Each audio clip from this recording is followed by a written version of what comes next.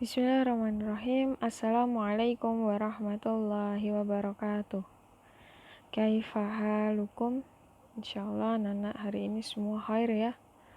Jadi kemarin kita sudah membahas tentang sholat yang merupakan kewajiban seorang muslim. Kemarin juga sudah mencatat tentang sholat 5 waktu.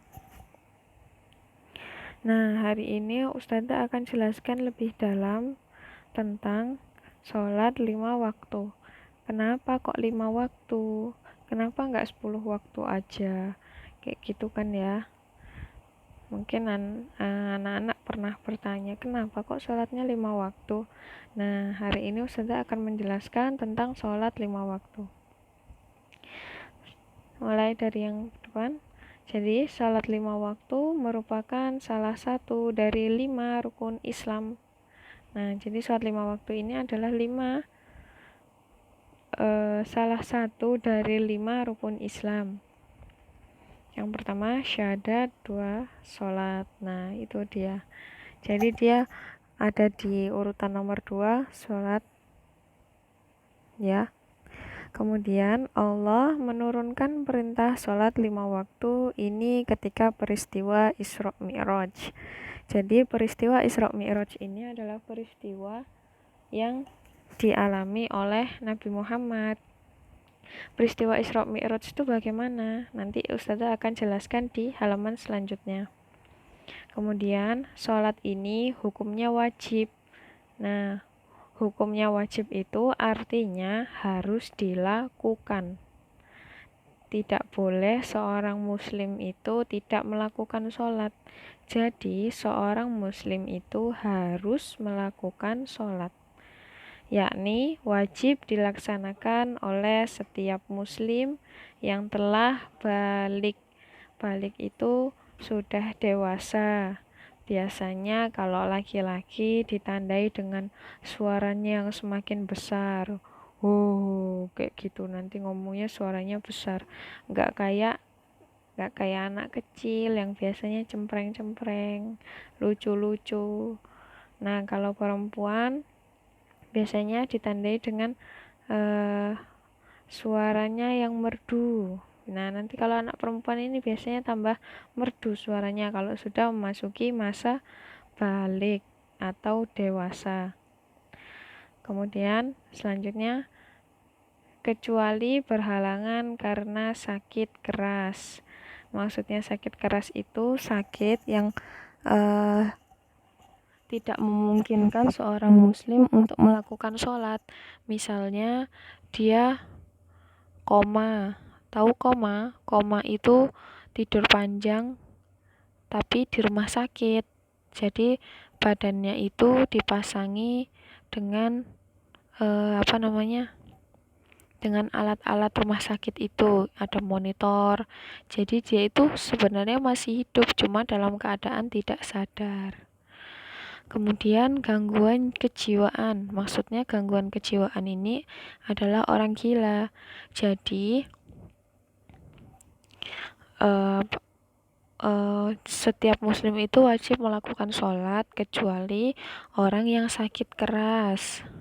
Kemudian yang kena gangguan kejiwaan atau gila. Kemudian kalau perempuan ini haid.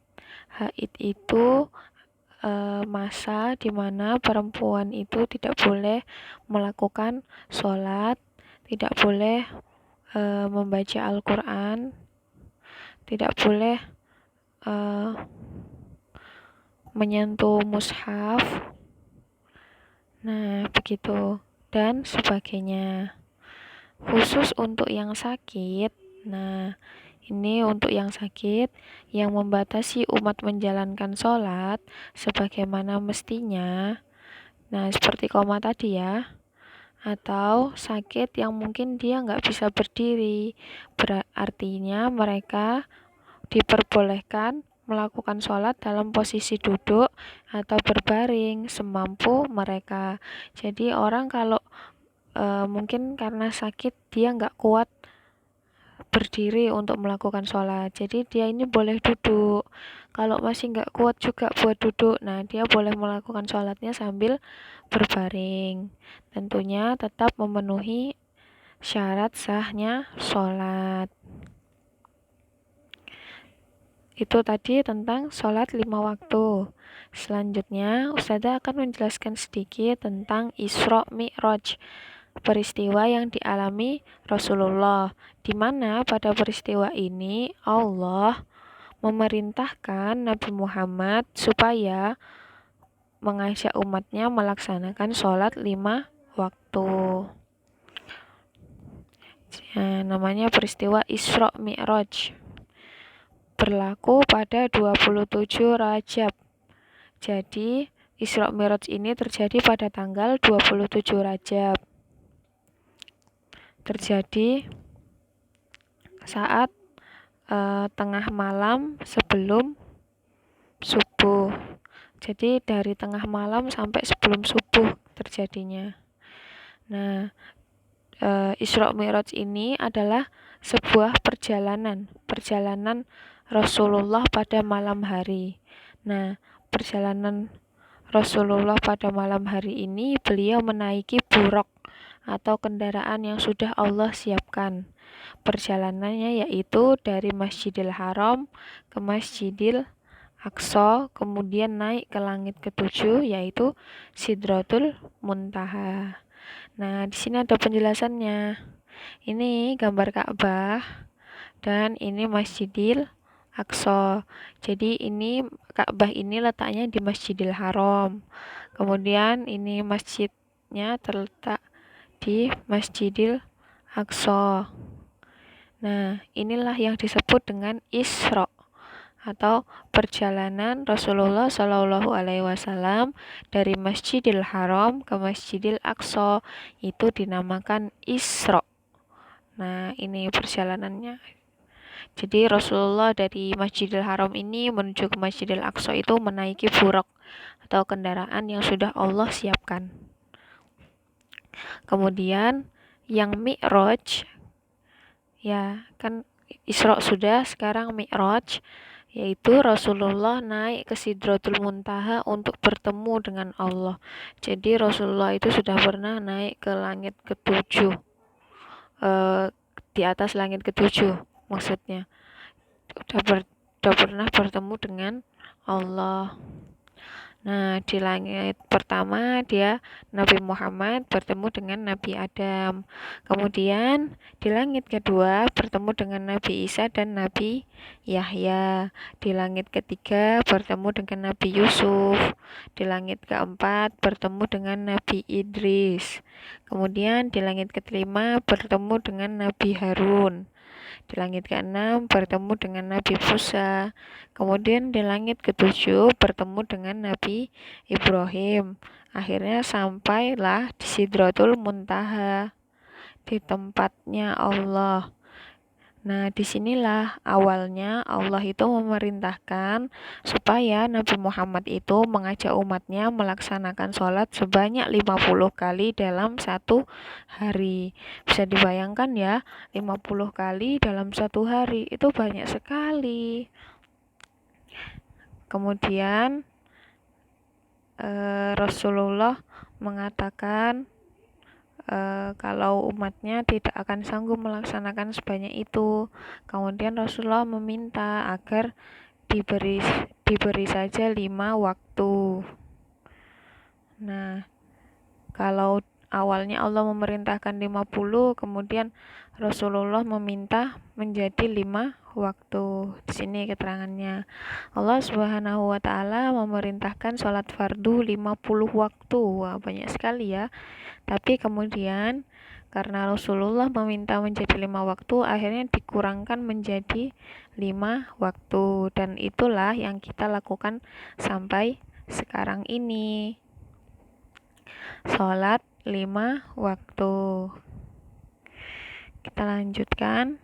Nah, ini dia sholat yang 5 waktu. Yang pertama ada sholat subuh, sholat zuhur, sholat asar, sholat maghrib, sholat isya. Nah, kemarin kan Ustazah memberi tugas tentang waktu-waktu sholat. Masya Allah, ternyata anak-anak sudah tahu ya bahwa waktu-waktu sholat ini dilakukan sebagaimana semestinya. Jadi kemarin ada yang jawab sholat subuh adalah sholat yang dilakukan pada pagi hari. Iya, betul sekali. Memang sholat subuh itu dilakukan pada pagi hari. Pagi harinya kapan?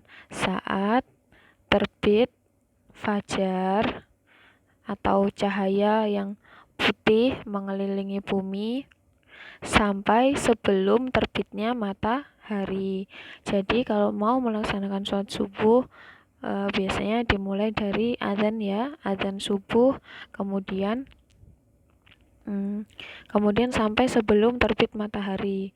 Jadi kalau sholat subuhnya dilakukan setelah terbit matahari, bukan sholat subuh namanya, tapi sholat duha.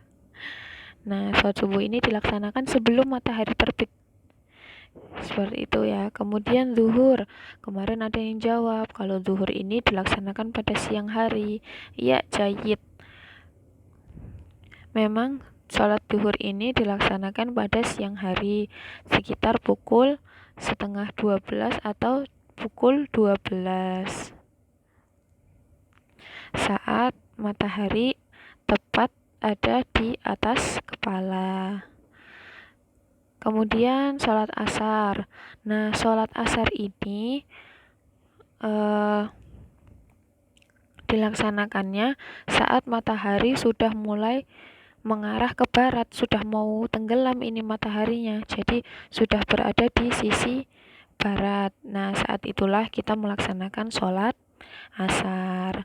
Nah, kemudian sholat maghrib dilaksanakan saat petang hari.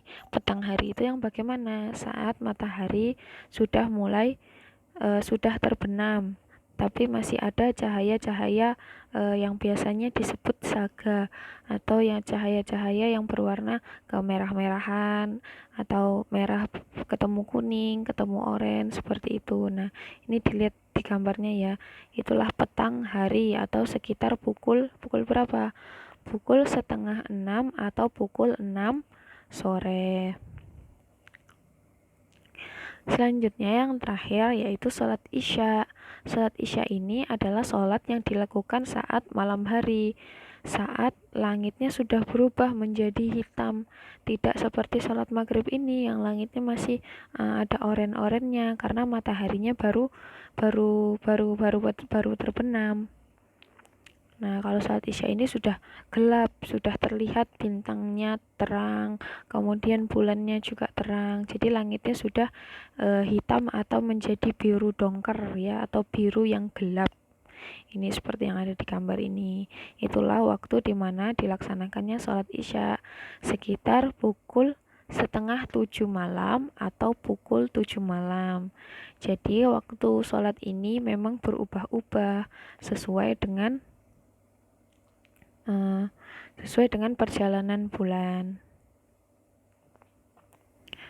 Sampai sini paham ya tentang sholat 5 waktu dan kapan kita harus melakukannya. Setelah ini, anak-anak diusahakan tidak boleh meninggalkan sholat 5 waktu. Kenapa? Karena sholat 5 waktu itu wajib bagi seorang muslim dan muslimah.